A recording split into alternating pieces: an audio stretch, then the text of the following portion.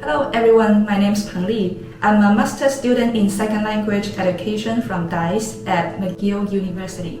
I'm under the supervisor of Dr. Angelica Galante。大家好，我係彭麗，依家我係 McGill 大學第二語言教育專業嘅碩士生。我嘅導師係 Dr. Angelica Galante。I also work as a research assistant for my supervisor, and I'm a volunteer for the Prelingual Lab. I'm a Chinese and English teacher, and I've been worked for about 10 years in several places like Zhuhai, Guangzhou, Linzhi in Tibet, Halifax, and Montreal.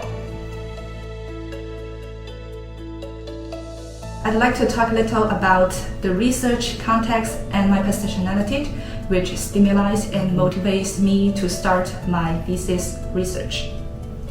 I currently identify myself as a student, teacher, researcher, in a sense that I'm not that confident and I don't think I'm a qualified or competent L2 teacher in the Canadian context. Like what I mentioned, I worked in different places and I have several challenges when immersed in a multilingual and multicultural context. In Linzhi, I was so stressful because I had no idea whether can I and in what way can I embrace my Tibetan students' cultural and linguistic resources while I'm the Han majority.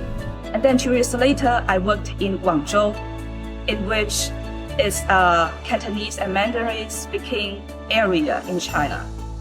I had many challenges again. So this time, I was not confident to teach them the oral English because I had American colleagues who are supposed to have the standardized American accent. So I tried to hide my Cantonese and Mandarin accent in my English classes. And 3 years later, I came to Canada, Halifax, and I became a Chinese teacher at that time because that's what I found very relaxed and confident of being. But then I had another problem.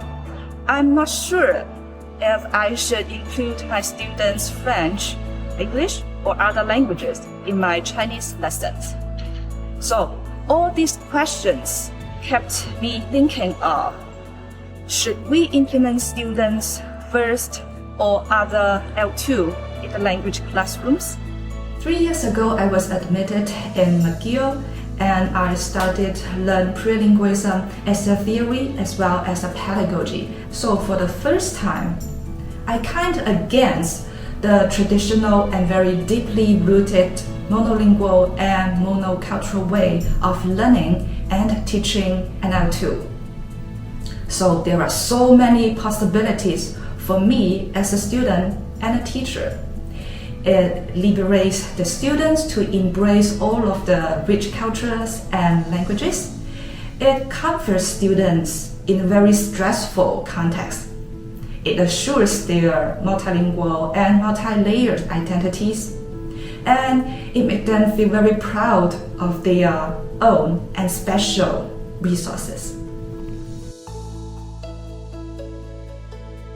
So now I'm an advocate of prelingual pedagogies.